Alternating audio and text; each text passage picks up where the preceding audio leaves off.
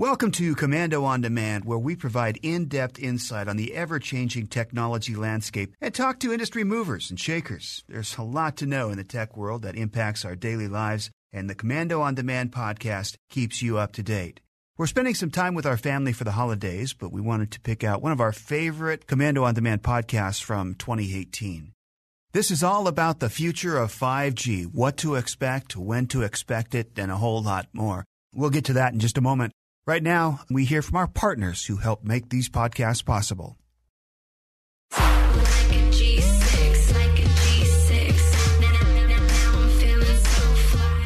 Actually, no, we're not talking about a G6. We're talking about living in a 5G world. Oh my gosh, it's going to be so amazing. It's like living a science fiction movie in real life. Cars and buses will drive themselves. Appliances will order their own supplies. Technology, get this, will operate at speeds 10 to 100 times faster than 4G. Movies are going to download 200 times faster than you can microwave your popcorn. And it's coming, whether you like it or not. But here's the bad news. 180 doctors and scientists from over 35 different countries, they signed a petition warning about 5G's frightening health risks. They're actually pleading for more research before it's actually forced on the public. Would you believe that the military refers to 5G as a weapon? It's so powerful, in fact, that they are able to deploy it for crowd control and national defense. And not only that, 5G may one day help protect us from terrorism. An alleged government memo claims that the Trump administration is considering using 5G to form a kind of defense perimeter, which will hopefully guard classified U.S. information from cyber attacks and also enable data-intensive weapons to defend our borders. I'm Kim Komando, America's digital pro. And as you know, I've been in this business a long time. I've seen so many new breakthroughs. But this 5G is different, folks. It's powerful, powerful technology with some really intense capabilities. Like, you're going to start seeing 5G antennas popping up in your neighborhood. How about one on every 10 to 12 homes? So you really need to know exactly what 5G means, because nobody in greater civilization will be able to avoid 5G exposure. As I mentioned, 5G is super fast. Of course, gamers and virtual reality buffs are going to enjoy these super high maintenance apps on individual headsets flawlessly. It's not possible now. And workers will get nearly instant access to any type of document, photo, video file, you name it. That's all going to be housed in this 5G cloud. But a lot of people are freaked out about 5G. It doesn't seem all that long ago that I did a Komando On Demand podcast on EMF exposure risks. Well, that was just based on 4G frequency. That was scary enough. But with 10 to 100 billion connections being added, the negative side effects are probably going to get worse. That's why you want to stay right where you are, because in this special Komando On Demand podcast, you're going to learn about all the great things that 5G is promising, but also you need to know about the downsides too. Now, it's not my intention to freak you out, but I just need you to have the facts.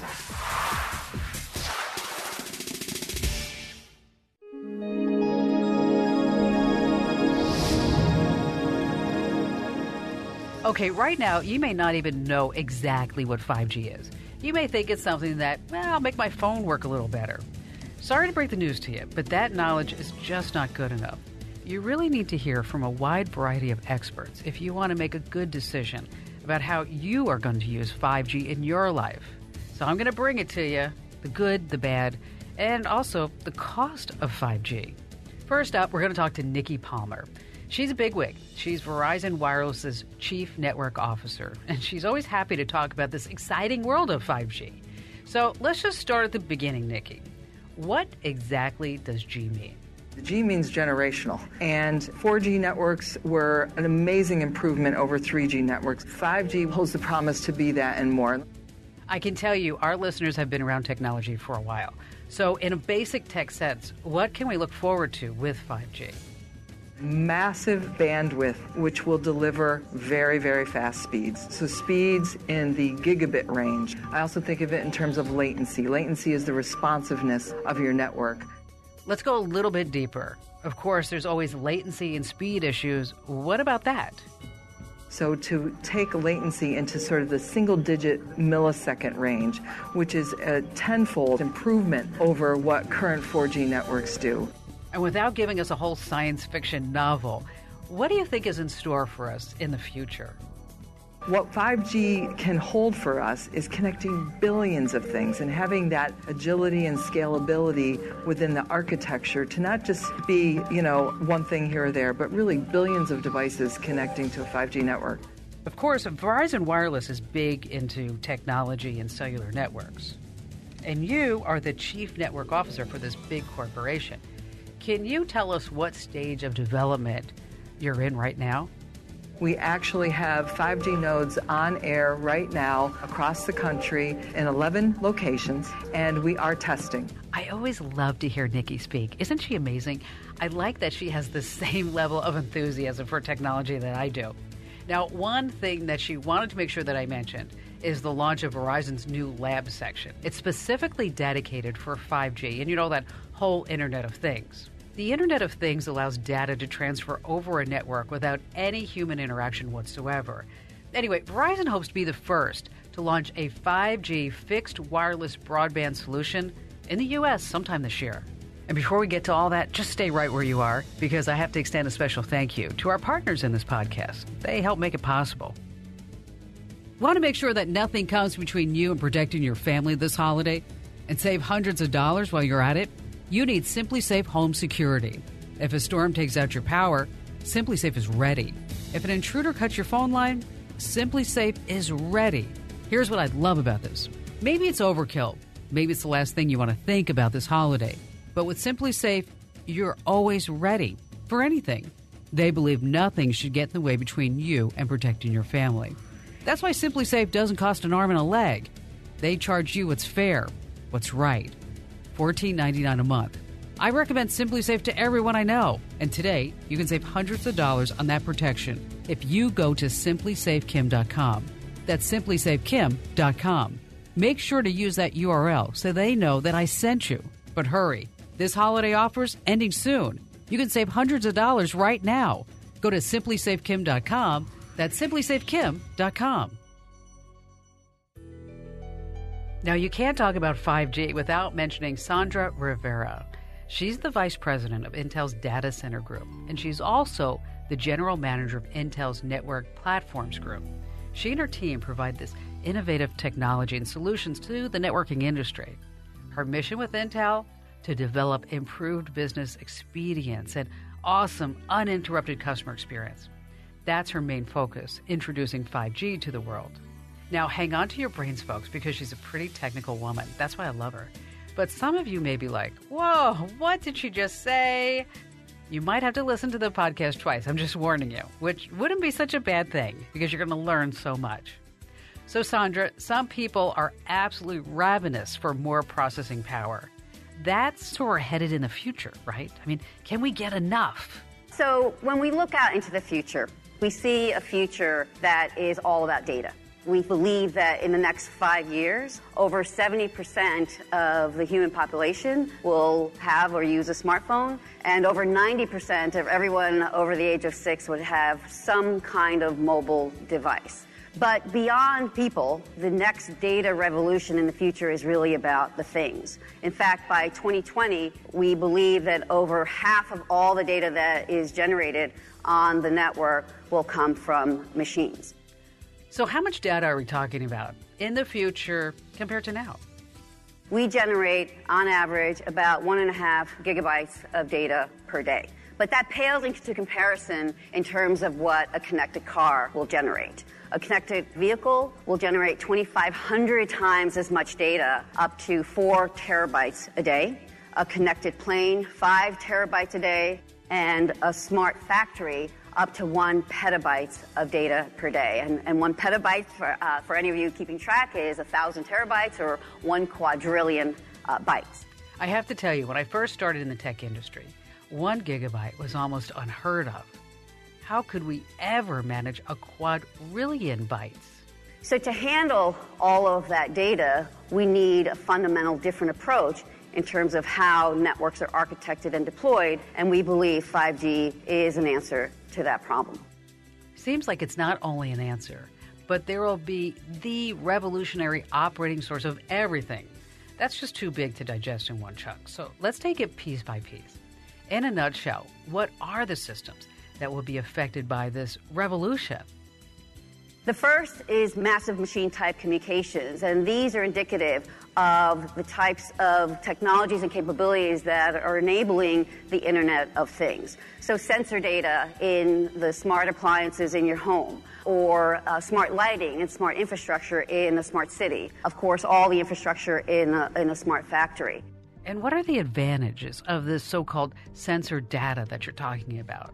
They don't require large amounts of bandwidth, and they are not sensitive to latency. But there's many, many millions of these sensors that need to be aggregated, and where you can collect data and then turn that into valuable insights and information. Okay, this is really something. We have sensor data, smart appliances, smart homes, smart factories, very exciting stuff. Give us another example.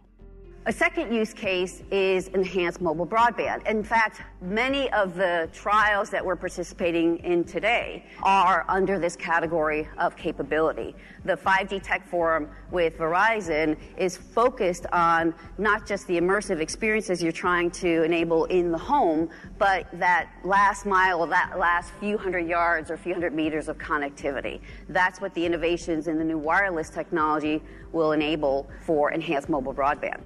And you had mentioned low latency systems that are presumably ultra reliable. Is that really possible?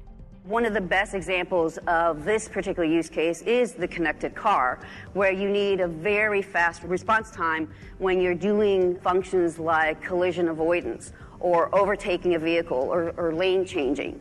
We know with today's 4G network that round-trip response time typically takes about 15 milliseconds between the connected car and the network. But in order to deliver on the collision avoidance promise that we have with connected cars, you really need to take that down to 3 milliseconds. And with 5G, that response time is actually shortened down to just 1 millisecond with 99.99% reliability. That is so impressive. Now, my broadcasting company, Westar Multimedia Entertainment, we have so many moving parts. I can imagine that we'll be incorporating facets of 5G when it's ready, if nothing else, just for the computing power alone. But developers just can't snap their fingers and make that happen, obviously. So what needs to go down in order for you to offer that level of accuracy and that level of power to businesses? We know that we need a different approach to the network architecture. We need a network infrastructure that is much more intelligent, not just in the core, but in the edge and in the access of the network, with distributed, intelligent, programmable, and scalable capabilities through that spectrum of infrastructure. We also know that when we introduce programmable computing in parts of the network that never existed before, you're able then to harness a lot of the data that you collect and turn that into valuable information that you can then monetize, and where you can create new services that are available both upstream to the content providers and also downstream to the consumers of that data, whether they're people or they're things. And of course, open source and open standards really represent a critical capability of accelerating that distributed, intelligent network architecture, because open source and open standards lowers the barriers to entry, accelerates the pace of innovation.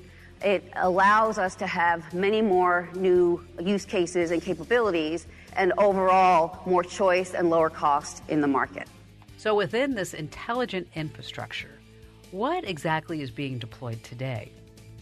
We'll start with drones in the access network, and I love drones. Drones are fun, but they're also quite useful. Today they're used for photography and surveying. They're used for inspections, and they're even used to create an on-the-fly cellular transmission capability. So imagine a natural disaster where your infrastructure is wiped out. You can actually recreate that infrastructure, that wireless access capability, through a drone network.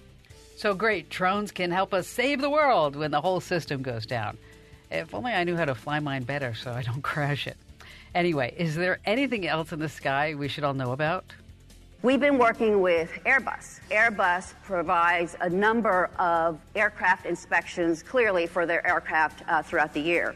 And typically, this is the job of two people hoisted on cherry pickers that inspect that airplane end to end, and that process takes about 2 hours. With a drone, that process only takes 15 minutes. But you have added capabilities with a drone because you can begin to collect data on those inspections and build a database of flaws and faults and diagnosis of problems with airplanes and be able to test what you see with the 360 cameras on the drone with the database that is stored back in the cloud. Okay, that's awesome. Now, let's get back on the ground just for a little bit. How will 5G affect me, let's say, when I'm at a concert or maybe I'm at the Super Bowl game? I noticed that it's really hard to post when there's thousands in a crowd. Last year, I took my mother to a Neil Diamond concert, and it was really hard to even tweet out because of all the network congestion. So today at events and concerts, we know that the distribution of the data and the load on the network is very spiky. And if you look at something like the Super Bowl, the high peak traffic for content actually isn't for touchdowns. It is during the halftime show when you see people taking selfies and photos and videos and uploading. What that represents to the network provider is, of course, a great load on their network. And one of the ways they're overcoming that is by bringing more intelligence to the edge of the network from the core and extending that capability and building a Cloud RAN capability that now allows you to cache content locally and to be able to satisfy the user's experience without the backhaul costs and latency that you would normally incur. With 5G, that capacity coverage increases anywhere from 100 to 5,000 times, and it does so in a way that is much more cost effective. Again, bringing that intelligence from the core to the edge, to the access network, and having a consistent architecture by which you deliver these new experiences to all of the users exactly at the same time. I am so looking forward to all that stuff. All right, one last question, because I know that we have a lot of business owners who listen to the Kim Komando Show and the Komando On Demand podcast. Do you have any advice, any words of encouragement for business owners? 5G is happening now. And in fact, when you have that programmable computing capability in all areas of your infrastructure, you're able to provide data analytics and turn so much of that data into valuable services that you can monetize with your upstream customers and your downstream customers. Thanks again, Sandra. I really appreciate the time that you spent with us. And I wish you the best on your launch. And if you're ever in Phoenix, come by and say hello to us. Thank you. So as you can see, 5G isn't just a slam dunk deal. I really need you to know more about it in order for you to understand, as you can clearly see, there's a lot of information around 5G. So that's why you want to stay right where you are, because coming up, we're going to talk about what's next in 5G, including how your car is going to have this 5G connection. Totally amazing stuff. And of course, I don't mean to be Debbie Downer, but we have to talk about the bad news with 5G too. All right, we're still on the good section of 5G. So it's time to go to market with Vincent Everts. He's sort of like the Netherlands version of me. He is a super famous blockchain expert. He's a tech junkie, passionate speaker, and a video blogger. He doesn't cover quite as much ground as I do, but he does have an audience, and he links to them very effectively with new technology. And I have to tell you, I'm kind of jealous right now because Vincent got to go to a place where I've always wanted to go. He went to the 2018 Mobile World Congress in Barcelona, and he came back loaded with all kinds of information on all the latest 5G trends. He also got to visit Ericsson, which is one of the top telecommunications leaders in Sweden. They're doing some really great things over there. Just recently, they collaborated with both Intel and Korea Telecom and connected a car to 5G right in the middle of Seoul.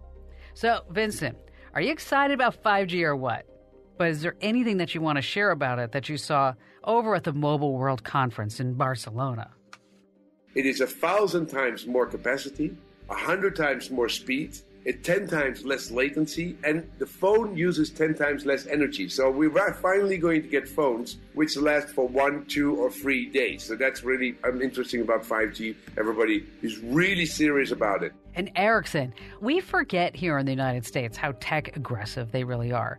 How close are they to launching a 5G product? Ericsson said, hey, every hardware which we've shipped since 2015 is now ready for 5G. The standard of 5G was only ready in December, but now they're shipping it everywhere all over the world, and previous hardware was already there. So the big networks are now working, are now being implemented for 5G in America, in China, in Japan, in Korea, and also Europe is slowly starting up. So that's really interesting to see the back office of Ericsson, how they're doing that. That's some really technical information, how they're doing it, but it's getting very, very quick. So you've heard the good. 5G is truly amazing technology, and we have to respect the sheer power of it. 5G definitely has a lot to brag about, but you may not be on board some of the changes it's going to bring. Speaking of changes, I heard from my colleagues Paul Benson and Eric Rodriguez from True News, and they uncovered something very interesting. Can you imagine a world without television?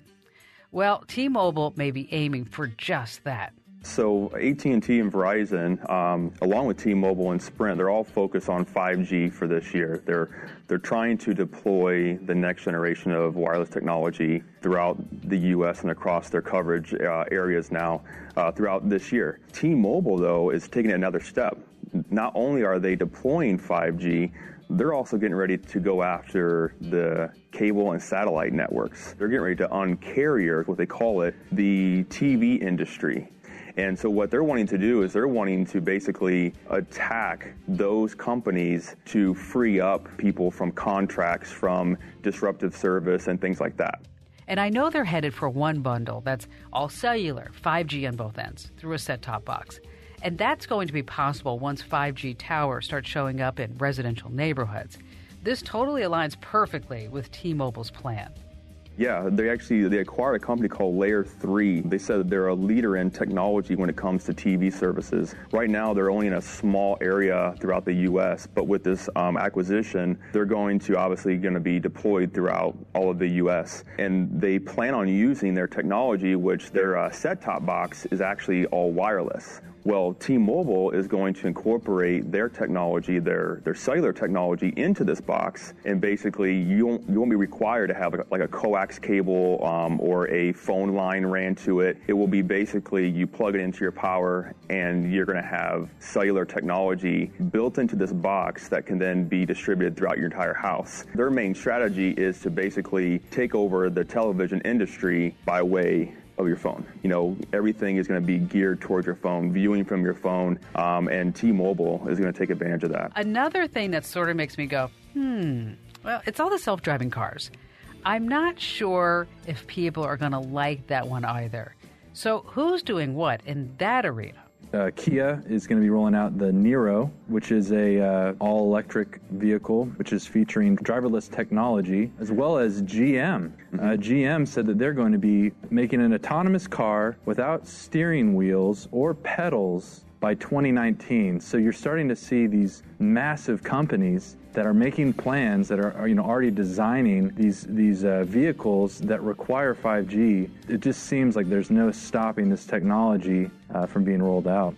This is so weird because doesn't it usually take a really long time to get past all the traffic and safety and government regulations? Yeah, and one thing that from the rollout or the announcement from GM at CES, they actually said that they submitted a petition to the National Highway Traffic Safety Administration for permission to deploy a car that doesn't comply with the current federal safety standards. So, going back to the health issues, we want to throw in safety as well. They're trying to rewrite or, kind of go around the current safety standards in order for them to be able to deploy this steering wheel-less car in the next couple of years, really. Well, it seems they're really not worried about safety protocol, but I am.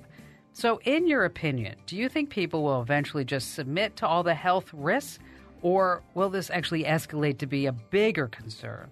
I think it should be a bigger concern because, although 5G is going to be a benefit as in speeds and being able to help businesses do things quicker, people at home, do and find things quicker, you also have to deploy more hardware in order to get the faster speeds. They have to deploy a lot more towers, a lot more antennas, a lot more hardware in general in order to make 5G a reality. So one article I had seen a mock-up of, in one building alone on top of the roof, they had 4 to 5 different antennas on top of one building. So just imagine that throughout your entire city, whether it's large or small, every single building is going to have a minimum, according to this picture, 4 antennas on each building in order to be able to deploy 5G in the way that they want. 4 to 5 antennas, all deploying the same electromagnetic frequency as microwaves, connecting and controlling billions of devices at once. It sounds kind of like a slow human barbecue. Obviously, here we go.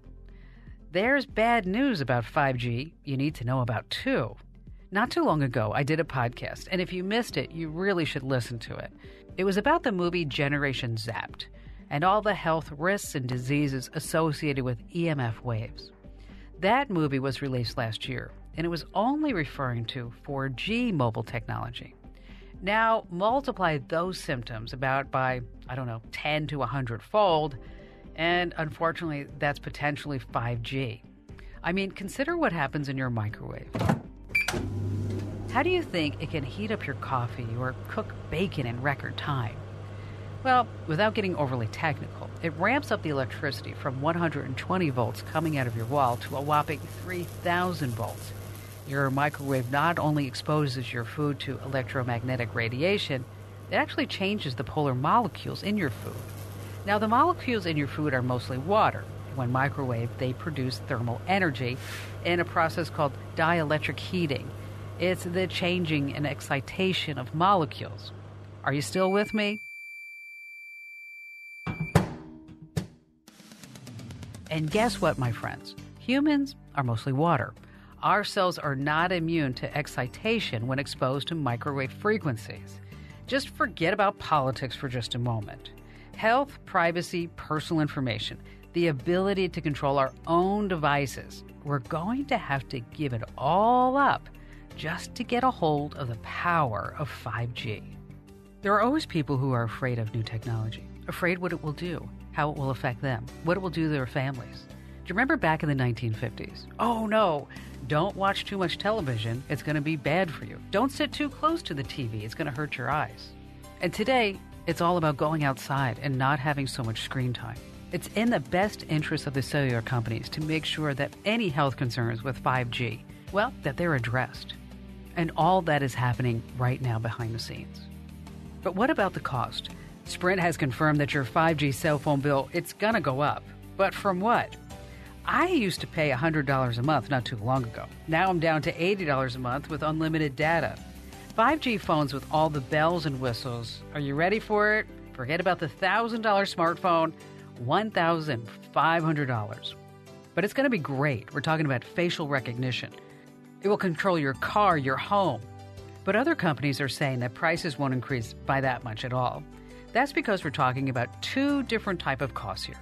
Soft costs, meaning the data and the speed, may very well stay the same. On the other hand, you're going to have to pony up more towards infrastructural costs if you want their gadgets to be under your own 5G control. It's going to transfer your role from the customer to the operator. There are so many moving parts, like I said. And as you can imagine, these self-running gadgets and self-organizing networks, it's not going to come without a price. So for this year and next, let's just talk about your phone. Of course, we have Sprint, Verizon, AT&T, T-Mobile. They have all these different deals with different companies to get their 5G chipset. For instance, Sprint has a deal with Qualcomm. Each mobile company has its own bandwidth capabilities, and like today, some will be better at delivering than others. Data prices are definitely going to change. It's probably going to be structured differently than the price per gigabyte that we are using today. So I'm curious, how many of you actually know how to milk a cow? Can you bale hay? Can you make cheese from scratch? Okay, I can't do any of the above. I can make butter from scratch, but that's another story. But if I go on YouTube, there's going to be somebody there to tell me how to milk a cow and bale hay and make cheese. Back in the day, this was all common knowledge. My point is, don't run away from technology. It's not chasing you. Take the time to learn about 5G. And always ask yourself, how much do I allow 5G to control my life? These are smart questions that we should be asking ourselves as we enter this whole 5G movement. And don't forget, take a moment and listen to the podcast I did that's called Generation Zapped. I really delve into the physical effects of electromagnetic frequencies. I'm Kim Komando, America's Digital Pro, and I just want to remind you, always walk in the knowledge of technology. It's a heck of a lot better than being afraid of it. So as you can see, 5G isn't just a slam dunk deal. I really need you to know more about it. I couldn't have done this podcast without our special guest. First up, thank you, Nikki Palmer. She's Verizon Wireless's Chief Network Officer. Appreciate you being on board with us. And also joining us, Sandra Rivera. She's the Vice President of Intel's Data Center Group and General Manager of Intel's Network Platforms Group. She gave us a lot of information about processing power. And then from the Netherlands, Vincent Everts. Thank you, Vincent.